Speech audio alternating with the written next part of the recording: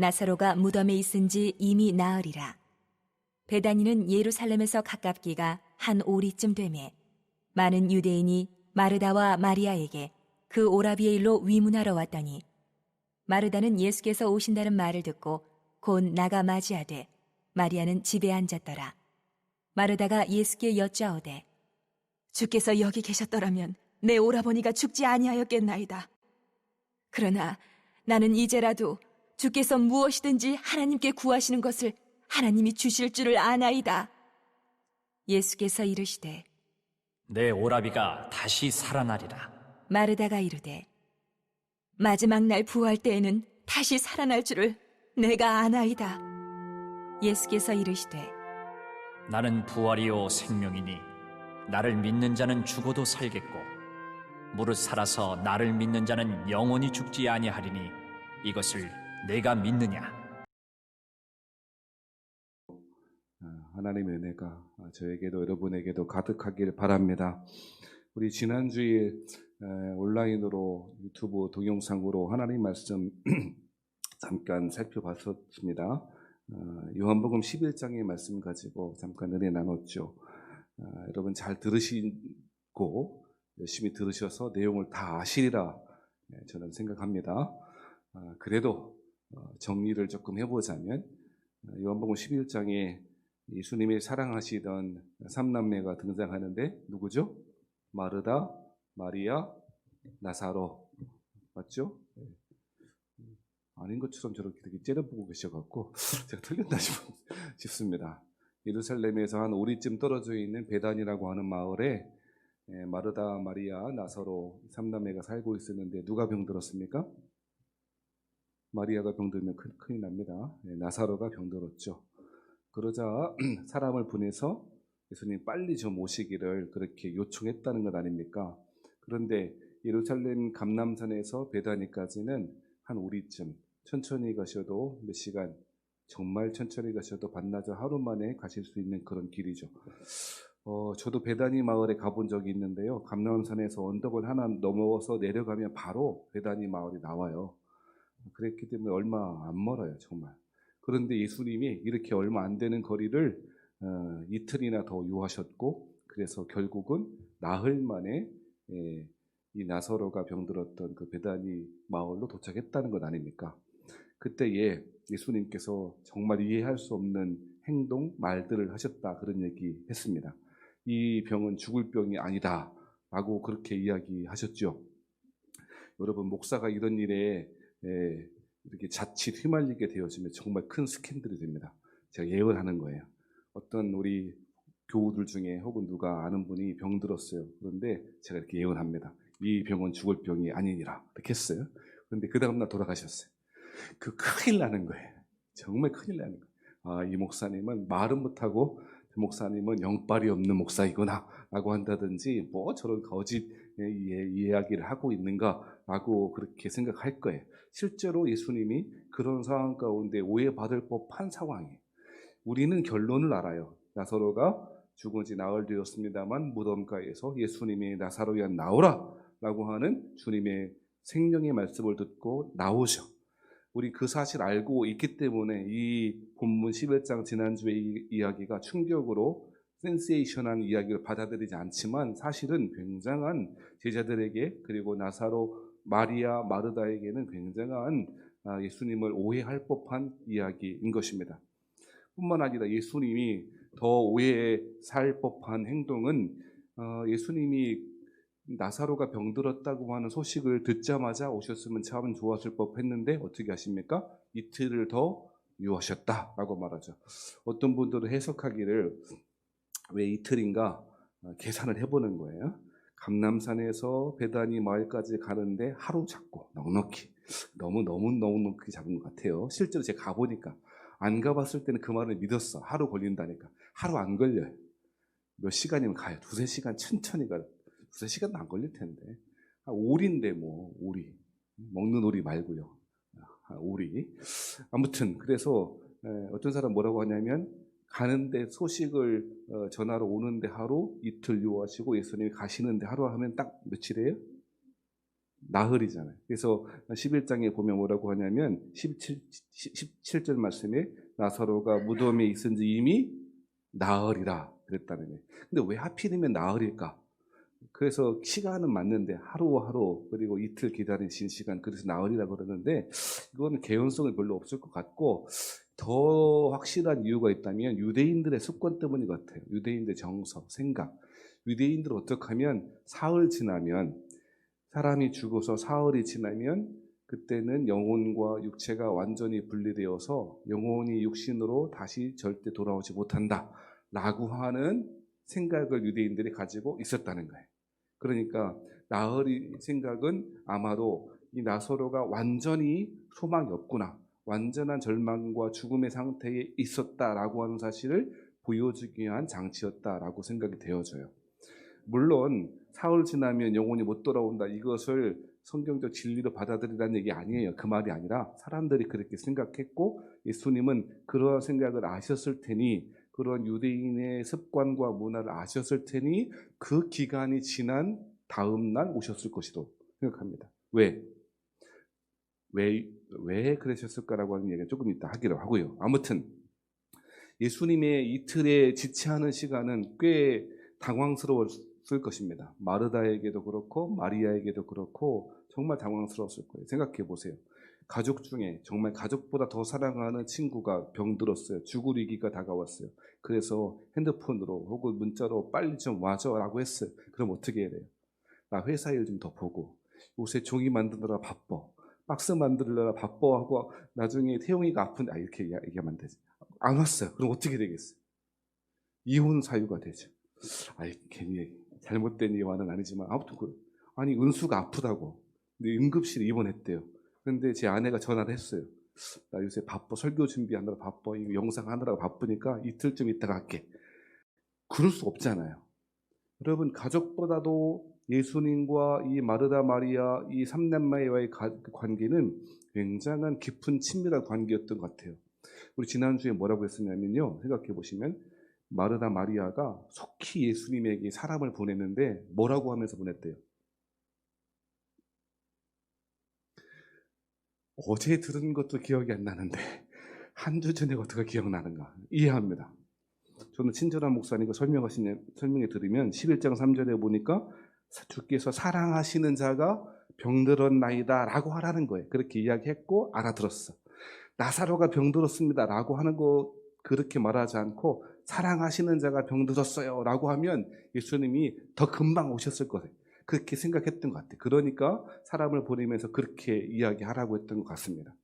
이것들을 보면, 그리고 또 예수님도 이 삼남매를 어떻게 이야기하십니까? 그들을 사랑하셨다라고 이야기합니다. 5절 말씀이었죠? 11장 5절 말씀에 예수께서 본래 마르다와 그 동생과 나사로를 뭐 하셨대요? 사랑하시더니. 그러니까 서로 알고 있는 거예요. 일방적인 사랑이 아니야. 누구를 향한 일방적인 그리고 편협적인 사랑이 아니고 자기들도, 마르다, 마리아, 나사로도 예수님이 자신들을 사랑한 줄 알아. 그리고 자신들도 예수님을 너무너무 사랑해. 그러한 아름다운 관계의 모습을 본문에 보여주고 있죠. 그런데 예수님이 뭐 하셨다는 거예요?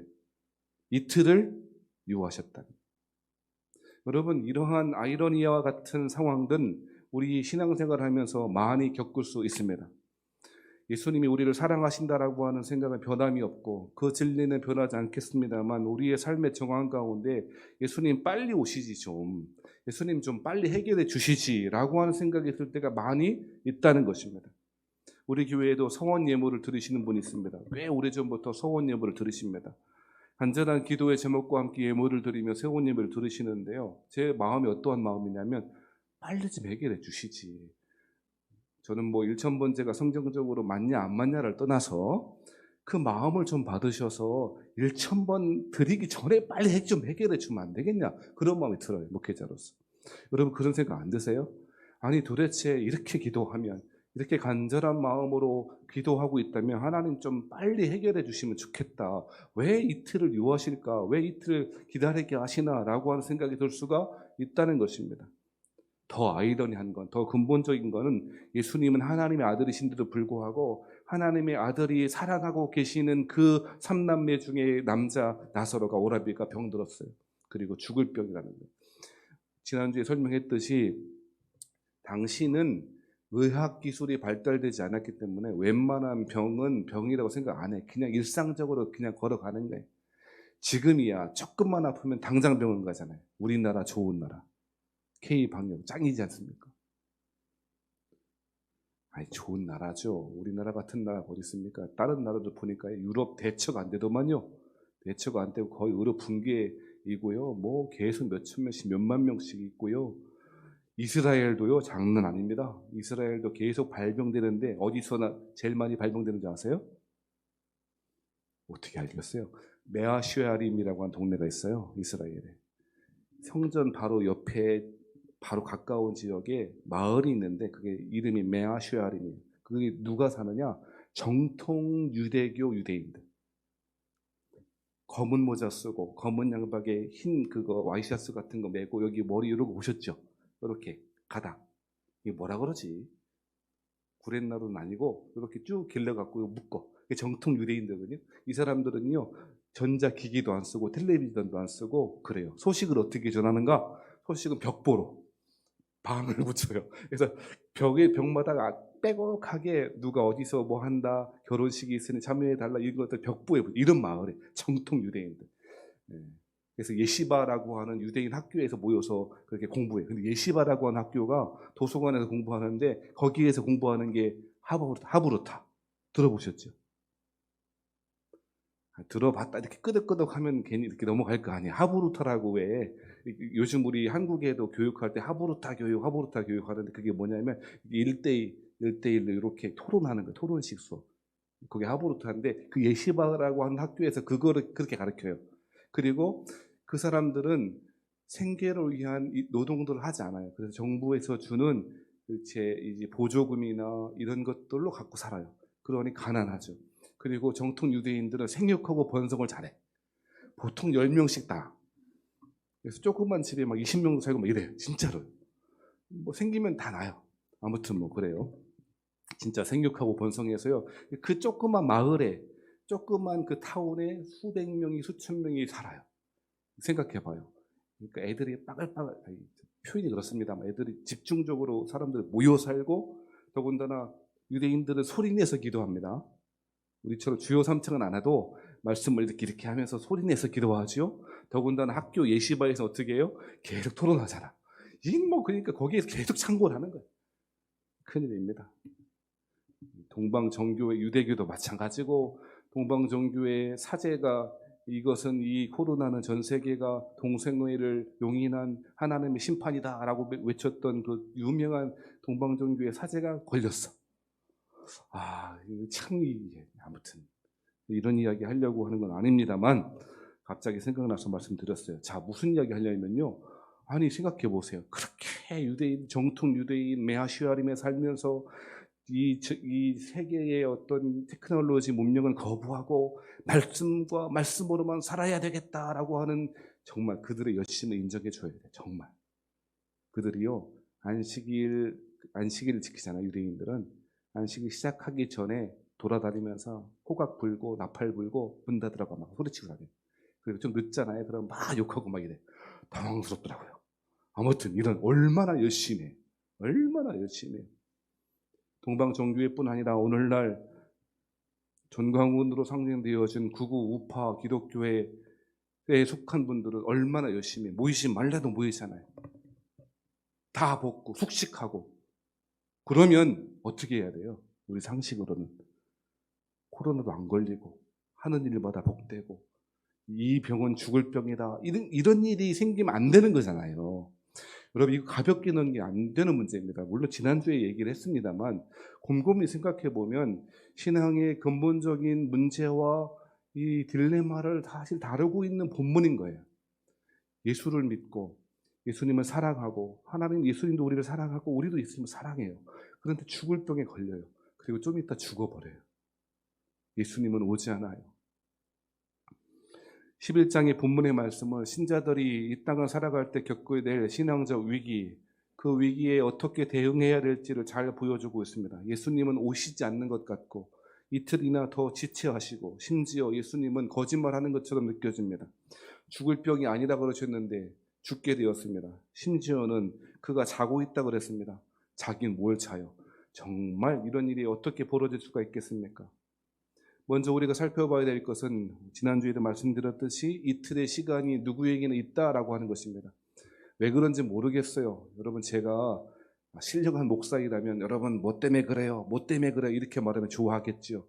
그걸 원하시는 분도 있을 것 같아요. 그런데 그렇지 않더라고요. 저 집사님은 뭐가 문제야? 저 권사님은 뭐가 문제야? 라고 하면 되게 시원해 하세요. 그런데 그렇게 한다고 신앙이 자라지 않아요. 오히려 더 나빠져요. 우리 인생이라고 하는 것이, 우리 신앙의 삶이라고 하는 것이요, 그렇게 간단하지 않잖아요. 인간관계가 여러분 그렇게 간단해요? 여러분 보세요. 어떤 부부관계를 다루는 그런 드라마를 보면요, 어떤 한 남자가 엄청 잘못한 것처럼 처음에 막 보여줘요. 저런 무슨 남편이 있나 싶다가도 나중에 보니까, 사정을 알고 보니까, 남자 얘기 들어보니까 그 부인도 또한 비슷하게 문제가 있더라고요. 아니, 봤잖아요. 그런 거 안 본 척 하지 말고. 여러분요, 인간관계가 그렇게 간단해요? 전혀 그렇지 않아요. 일방적으로 잘못하거나 일방적으로 잘하는 관계가 어디 있어요? 인생이, 신앙의 문제가 단순하지 않다는 거예요. 예수 믿고 하나님도 나 사랑하고 나도 하나님 사랑하니 아무 문제 없이 평안할 거야 라고 하는 것은 마치 신데렐라 이야기를 읽고 그 신데렐라의 주인공인 나인 것처럼 여기는 유아기적인 발상이에요. 신앙생활이라고 하는 것이요, 인생이라고 하는 것이 그렇게 간단하지 않다는 거예요. 하고 싶은 이야기 뭐냐? 첫 번째로 우리 상기시켜야 될 것이, 지난주에 얘기했지만, 이틀의 지체의 기간이 누구나 있다는 거예요. 암흑의 기간일 수 있고요, 고통스러운 기간일 수 있고요, 기대는 분노로 바뀌고 분노는 좌절로 바뀌고, 그 좌절은 이제 아무런 기대도 없이 그냥 그저 견디고 버티는 것 외에는 할 수 있는 게 없는 기간이 있다는 거예요. 사랑하신 여러분, 우리에게 지금 우리가 겪고 있는, 한국의 교회들이 겪고 있는 시간은 이틀의 시간이에요. 이틀의 기다림의 시간이에요. 여러분, 이 시간을 어떻게 보내야 될까요? 오늘 본문의 이야기는, 바로 17절부터 우리가 읽었던 본문의 이야기는 이 사실을 잘 보여주고 있다는 것입니다. 한 가지 방법, 아니 한 가지 해결, 아니 유일한 해결의 방법이 있다면 그것은 믿음으로 살아가는 것이라는 것입니다. 목사이기 때문에 이렇게 말한다라고 생각하지 마시고, 뻔한 대답이라고도 생각하지 않길 바랍니다. 예수님이 지체하신 이유가 있었습니다. 그것은 마르다 마리아가 가지고 있는 가짜 믿음을 드러내고, 그래서 진짜 참 믿음 가운데 마르다 마리아가 경험하고, 그 믿음을 경험하고 그 믿음의 실체가 무엇인지를, 그 믿음 안에 살아가기를 바라셨기 때문이었습니다. 이 이야기를 풀어보십시다. 예수님이 나사로가 무덤에 있는지 이미 나흘째 되었는 그날에 이 베다니 마을에 도착하셨습니다. 그러자 여러분, 마르다가 어떤 행동을 보입니까? 20절 말씀에 보면, 마르다는 예수께서 오신다는 말을 듣고 곧 나가 맞이하되 마리아는 집에 앉았더라. 그랬을 때 여러분, 21절 말씀, 자 보세요. 21절 말씀을 같이 한번 읽어보시죠. 시작.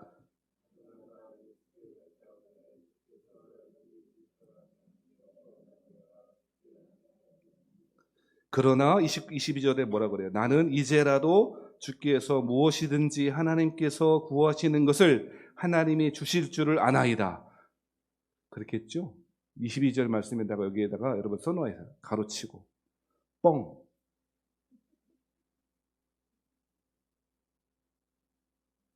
혹은 립서비스. 왜 그런 줄 아세요? 자, 마르다가 뭐라 그랬대? 주께서 그때 죽기 전에 여기 계셨더라면 얼마나 좋았을까요? 우리 오라버니 나사로도 안 죽고요. 근데 주님 이제라도 오셨으니까 뭐든 주님께서 하실 수 있어요. 여러분, 요거는요, 유대인의 체면을 강조하는 문화 가운데 하는, 그냥 듣기 좋으라고 한 말이에요. 왜 그렇게 판단합니까? 자, 요렇게 마르다가 이야기하자 24절 말씀에 보면, 마르다가 이르되, 자 23절에 보면, 자 23절에 마르다가 21절 22절처럼 이야기하니까 예수님이 뭐라 그래요? 네 오라비가 다시 살아나리라 라고 하셨어요. 그러자 24절 말씀에 보면요, 말이 바뀌어요. 뭐라고 바뀝니까? 마르다가 이르되 어떤 날에는? 마지막 날 부활 때에는. 근데 아까 전에 뭐라 그랬어요? 22절 말씀에 이제라도 주께서 무슨 일이든 할 수 있을 것 같습니다 라고 했잖아요. 그런데 어떻게 바뀌었어요? 마지막 날 부활 때로 바뀌었어요. 마르다는 안 믿는 거예요. 예수님이 죽을 병은 고쳐주셔도 죽은 사람은 못 고쳐. 그때 오시지. 화석과 같이 새까맣게 타버린 나의 마음 가운데 이제는 해결이 안 돼. 그때 오셨어야지. 내가 주님께 기도했잖아요. 내가 주님께 간절히 요구했잖아요. 빨리 와달라고, 빨리 해결해달라고 기도했잖아요. 그때 오셨어야지. 그런데 마르다는요, 근본적으로 예수님과 이 관계가 깨어지기 싫었나 봐요. 그러니까 좋은 말만 해요. 그래. 할 수 있는 말만 해요. 여러분, 우리 그럴 때 많아요. 예배 드리면서, 기도하면서 할 수 있는 말, 해야 하는 말만 해요. 그리고 속마음은 감춰요.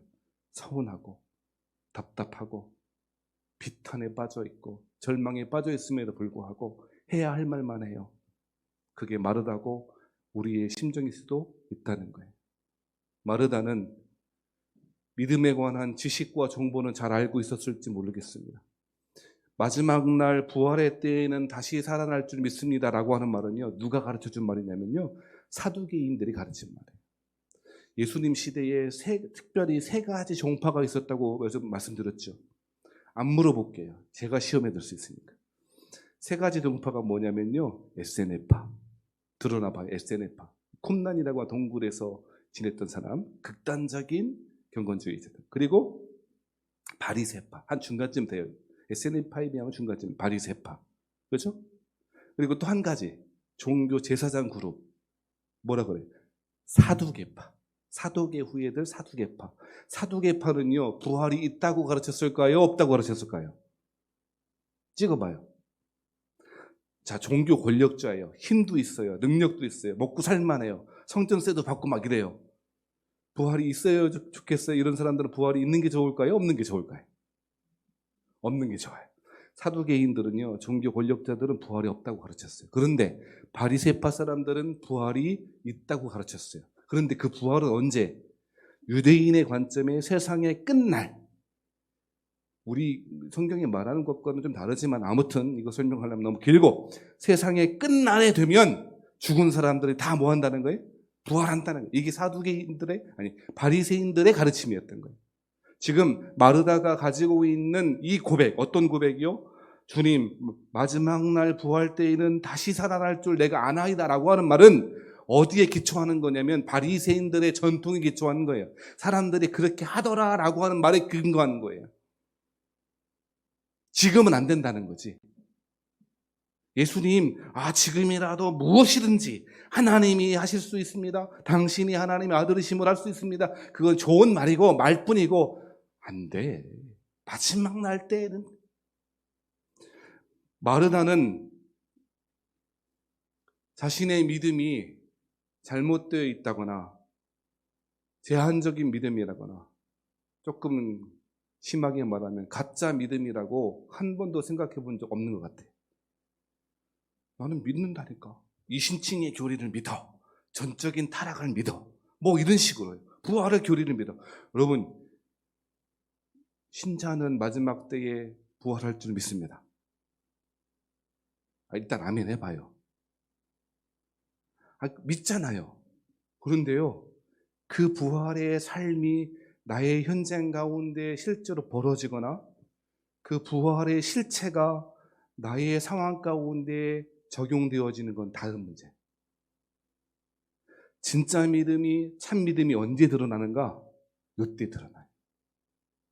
이틀의 지체의 시간이 지나가고 자신의 오라비는 죽어버렸고 예수님은 늦게 와서 이상한 소리하고 도대체 하나님의 말씀을 이해할 수 없고 위로는 전혀 안 되는 상황 가운데 우리의 믿음은 드러나요.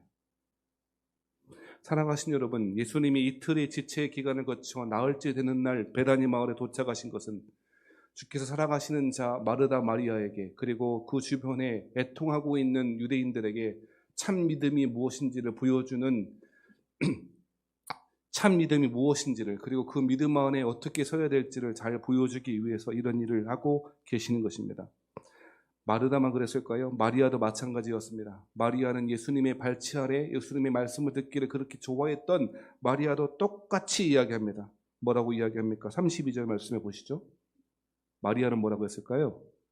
마리아가 예수 계신 곳에 가서 배웠고 그 발 아래에 엎드려 이르되, 같이 읽어보시죠. 시작. 주께서 여기 계셨더라면 내 오라버니가 죽지 아니하였겠나이다. 서운한 거지. 똑같아요. 마르다도 그렇고요, 마리아도 그렇고 서운한 거예요. 뭐라고는 못하겠어요. 하나님이시니까, 예수님이시니까 뭐라고는 못하겠고, 마음에는 울분이 터져나오고 답답하고 서운하고 그래요. 그러니 좋은 말, 할 수 있는 말만 해요. 마지막 날 부활 때에는 다시 살아날 줄 내가 알아요. 지금 말고요. 그런 얘기 하지 마세요. 그런 얘기 하시려면 빨리 오셨어야죠. 우리는 이틀의 시간뿐 아니라 오늘 마르다 마리아가 겪고 지내고 있는 이 절망의 시간을 보내고 있는 것 같습니다.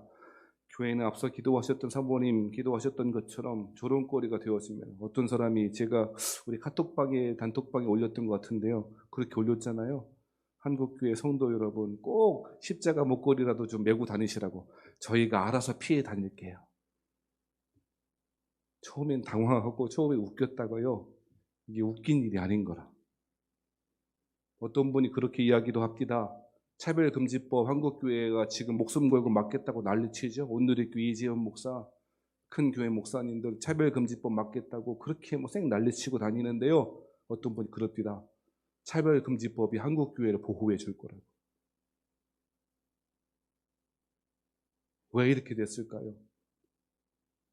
한국의 그리스도인이라고 하는 분들이, 죄송합니다만, 믿음 강조하고 그렇게 믿음 좋아하고 말씀 좋아했던 그분들이 진짜 믿음은 없고, 살아계신 예수님을 경험하고 믿는 믿음은 없고, 누가 뭐라 하더라, 어떤 목사님이 이렇게 말하더라, 이렇게 가르쳐 준 것, 사두개인들 바리새인들이 가르쳐 준 것, 그 지식의 믿음만 가지고 있고 실제로 하나님을 사랑하는 믿음 가운데 거하지 않았기 때문 아닐까요?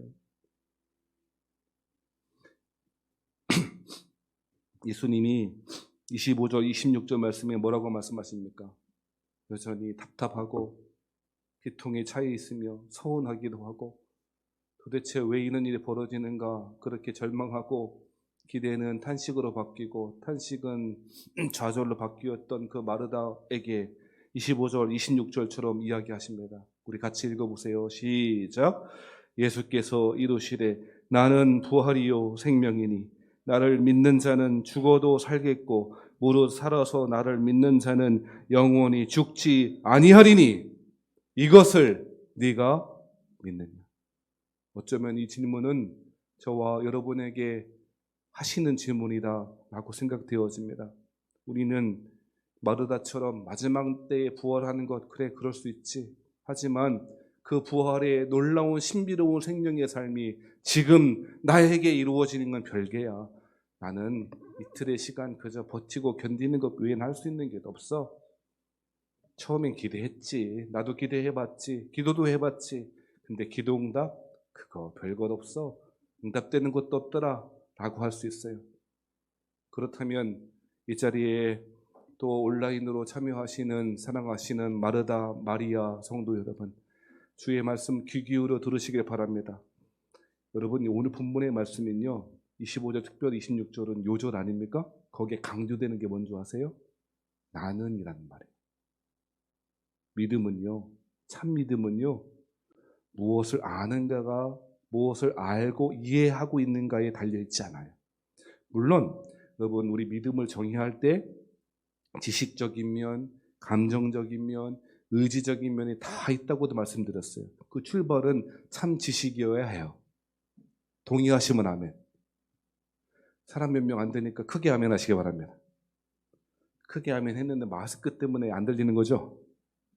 아무튼 믿음은, 참 믿음은 지식과 감정과 의지적인 면이 다 종합적으로 버무려져 있는 그런 거예요. 그러니까 지식에서부터 출발해요. 그런데 문제는 저도 그럴지 모르고 여러분도 그럴지 몰라요. 알면 믿는 줄 알아요. 성경 그 다 알아. 내가 다 읽어봤어. 알면요 그렇게 사는 줄 알아요. 공부 못하는 애들의 특징이 뭔지 아세요? 학원에서 선행학습을 겁나게 많이 했는데 들어봤으니까 안다고 착각하는 거예요. 시험 볼 때 실력이 다 나라요. 그죠? 아니 그렇잖아요. 그죠? 우리도 마찬가지예요. 어려서부터 성경을 배웠어요. 설교도 얼마나 많이 들었어요. 더군다나 그냥 요새 같은 때 피곤하니 그냥 쉬면 좋겠는데 목사님 갑자기 영상을 틀어봤더니 대문짝만 얼굴이 불이 확 등장하면서 이상하잖아요. 그죠? 아유 뭐 저렇게까지 하나. 얼마나 많이 들어요. 그런데요 사람들은 그렇게 듣고 그렇게 들어왔던 것을 뭐라고 착각한다고요? 알고 있고 이해하고 있고 믿고 있다고 착각해요. 마르다가 그랬고 우리도 그럴 수 있다는 거예요. 그런데 여러분 오늘 본문의 말씀은요 아니라고. 믿음은 지식 이상이어야 한다고. 아니 그 지식은 기초일 뿐이고 그 지식에 아는 것 이해하는 것보다 훨씬 더 중요한 건 믿음의 대상이신 예수님과 관계 맺는 거라. 본문의 말씀은 이 사실을 이해하고 설명하는 것입니다. 무슨 이야기입니까? 나는 너희가 바리새인들이 뭐라고 하고 이해하고 좋아 필요하지. 그런데 나는 누구요? 그게 나가 예수님이 부활이라고. 교리적인 믿음, 지식적인 믿음이 아니고 예수님이 부활이라고. 예수님이 생명이라고.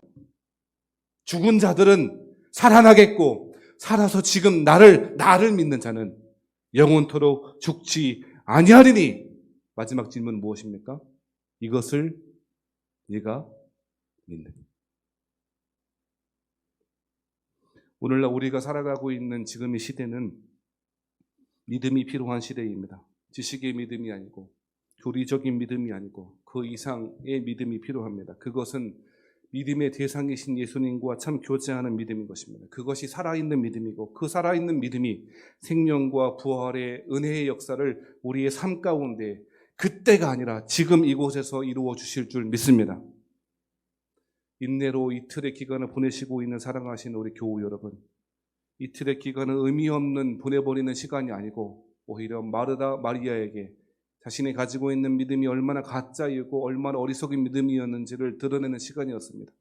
하나님은 이제 다음 주에 살펴보겠습니다만 나사로를 살리심으로 말미암아 생명이 무엇인지 그리고 그 부활의 실체가 무엇인지를 우리에게, 마르다에게, 마리아에게, 우리에게도 보여주십니다. 부활 생명이 현재와 같이 좌절할 수밖에 없고 두렵고 떨리며 위축될 수밖에 없는 저와 여러분에게 큰 은혜로, 큰 생명으로 다가오시기를, 그렇게 부어주시기를 주의 이름으로 축원합니다. 주께서 그때 오셨으면 좋았을 뻔했다 그 말이 아니라 지금 여기에서 부활의 생명의 능력들이 살아 역사하시는 저와 여러분 되길 바라고, 힘쓰고 애쓰셔서 믿음의 대상이신 예수님과 교제하시는 여러분 되길 바랍니다. 사랑하신 여러분, 말씀을 듣기도 예배 드리는 것도 쉽지 않고 성경을 읽는 것도 쉽지 않은 것 잘 압니다. 그럼에도 불구하고 힘쓰고 애쓰는 것 이외에 우리 주께서 은혜 주실 줄 믿습니다. 하나님은 학사 에스라를 통하여서 역사하셨습니다. 에스라가 포로 생활을 끝내고 사람들과 함께 귀환하자마자 한 일이 무엇인지 아십니까? 하나님의 말씀을 연구하는 것이었습니다. 말씀을 연구하고 자신이 스스로 먼저 준행했고 사람들에게 가르치기로 결심했다는 것입니다. 그것이 마지막 에스라를 통하여 다시금 회복의 시대를 열어갔던 근본적인 출발이 되었던 것이죠. 뭐 했다고요? 말씀을 먼저 연구했대요. 근데 여러분, 에스라는 항상 별명이 있다니까요. 무슨 에스라? 학사 에스라. 좀 공부해서 석사도 되지. 그 말 아닙니다. 쪼크요, 쪼크. 학사 에스라. 말씀의 박사란 얘기예요. 말씀에 탁월한 사람이란 얘기예요. 그런데 이 에스라가요, 포로들과 함께 귀환하자마자 뭐 한대요? 말씀을 연구했대. 뭘 연구했을까요? 이제까지 내가 알고 있었던 말씀이 가짜구나. 그렇게 말씀을 믿기만 하면 안 망할 거야. 말씀을 믿기만 하면 예루살렘은 평안할 거야. 거짓말이었구나. 가짜 믿음이었구나. 하나님의 뜻이 그것이 아니었구나. 지금 성전도 무너지고 성벽도 무너지고 다 무너져서 아무런 소망이 없다고 느껴질 그때에 우리가 해야 될 일은 하나님의 말씀을 연구하는 거구나. 에스라가 연구했고요. 먼저 지켰습니다. 자신이 먼저 하나님의 말씀을 지켰습니다. 그리고 가르치기로 결심했고 특별히 만든 나무 강단 위에 서서 하나님의 말씀을 선포했을 때에 하나님의 성전은 다시금 회복되었던 것입니다. 우리 애쓰십시다. 우리 스스로가 믿음을 지키고 하나님 말씀 가운데 굳건히 서가시는 여러분 되길 바랍니다. 한탄하고 비통에 빠져있을 이틀의 시간을 믿음이 자라는 기회로 삼을 수만 있다면 하나님이 저와 여러분을 사용해 주시지 않겠습니까? 이 은혜가 저에게도 여러분에게도 있기를 주의 이름으로 축원합니다. 기도하십시다. 하나님 아버지, 나는 부활이요 생명이니 나를 믿는 자는 죽어도 살겠고 무릇 살아서 나를 믿는 자는 영원히 죽지 아니하리니 이것을 네가 믿느냐? 주님, 우리는 잘 안 믿었습니다. 하나님, 교리는 믿었을지 모르지만 생명의 부활이신 예수님이 나의 삶 가운데 직접 개입하셔서 지금도 살아 역사하심을 믿지 못하고 가짜 믿음 가운데 좌절하고 절망하고 비탄에 빠져 있을 때가 얼마나 많았는지요. 하나님 아버지, 우리를 불쌍히 여겨 주옵시고 한국의 교회들을 불쌍히 여겨 주옵소서. 애통하고 회개할 마음으로 다시금 하나님의 은혜를 구하며 하나님의 교회들이 다시금 거룩한 백성들 되게 하여 주옵소서. 하나님이 굽어 살피사 이념에 빠져 있어 좌로나 우로나 치우쳐서 이념에 빠져 있는 교회들이 아니라 하나님의 말씀의 중심으로 서게 하시고 우리의 부활이신 예수님과 살아있는 생명의 교제가 날마다 풍성하게 이루어지는 우리 교우들 되게 하여 주옵소서. 언제 다시 만날지 언제 다시 못 모일지 알 수 없는 이때에 이틀의 기간을 잘 보내는 믿음의 사람들 되게 하시고 직장에 있든지 어느 곳에 있든지 날마다 하나님과 교제하고 주의 말씀을 이루어 주시는 그 하나님의 은혜가 충만하게 임하여 주옵소서. 주여 교회를 불쌍히 여겨 주옵소서. 주여 한국의 교회들을 불쌍히 여겨 주옵소서. 장녀처럼 모욕을 당하는 한국의 교회가 우리 어머니인 줄 알고 애통하고 회개하며 한국 교회를 위해서 기도하는 한 주간 되게 하여 주옵소서. 우리 구주 예수님 거룩하신 이름 받들어 감사하며 기도드리옵나이다.